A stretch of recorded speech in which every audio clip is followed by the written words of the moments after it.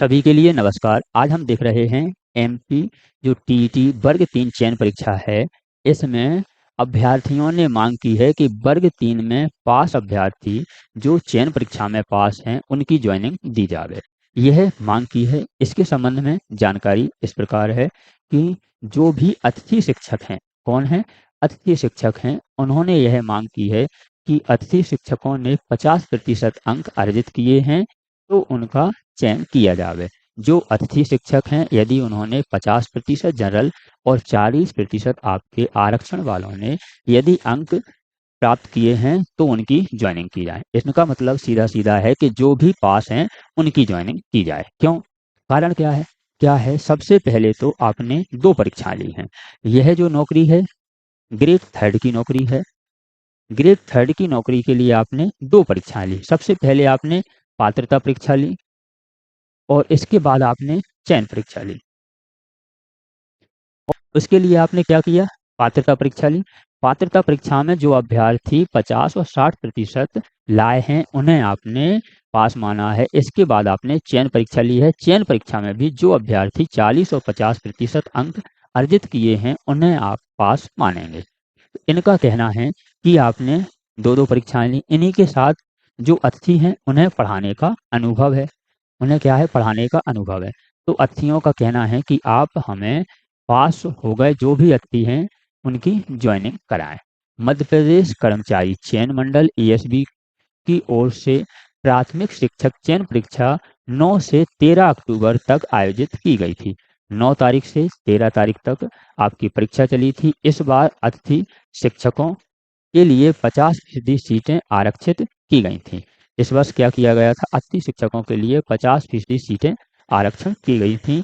इसका मतलब 100 वैकेंसी हैं तो 50 आपकी अतिथि की हो जाती हैं और 50 आपकी किसकी हो जाती हैं? नॉन गेस्ट की, बिना अतिथि वालों की।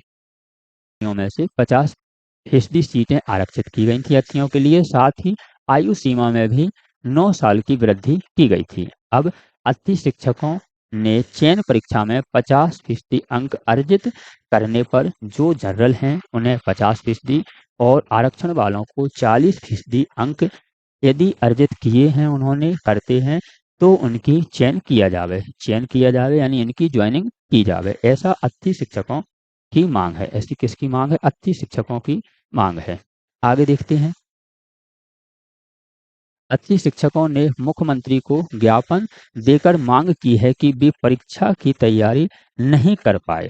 परीक्षा की तैयारी नहीं कर पाए क्योंकि यह सभी को पता है कि जो परीक्षा हुई है आपकी चयन परीक्षा, यह इन्होंने एकदम से पेपर लिया, समय कम दिया।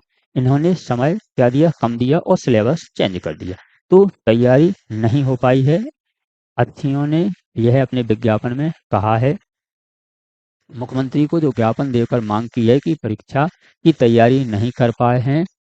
उन्होंने ज्ञापन में यह भी लिखा है कि स्कूलों में ऑनलाइन हाजिरी अनिवार्य किया गया था। इस कारण स्कूल में भी 7 से 8 घंटे पढ़ाना पड़ता था, जिससे वे परीक्षा की तैयारी नहीं कर पाए हैं, परीक्षा के लिए समय नहीं दे पाए हैं।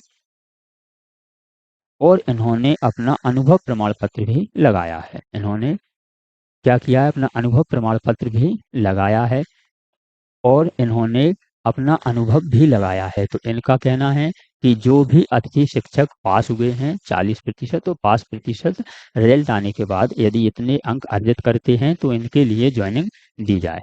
अब आप कमेंट करके बताएं क्या ये सही है? सही है तो किस आधार पर है, और यदि गलत है तो गलत के आधार क्या हैं? देखते रहिए। ऐसी ही जानकारी के लिए आप हमारे द मॉरल एजुकेशन को मिलते हैं एक और जानकारी, एक और अपडेट के साथ अगली वीडियो में।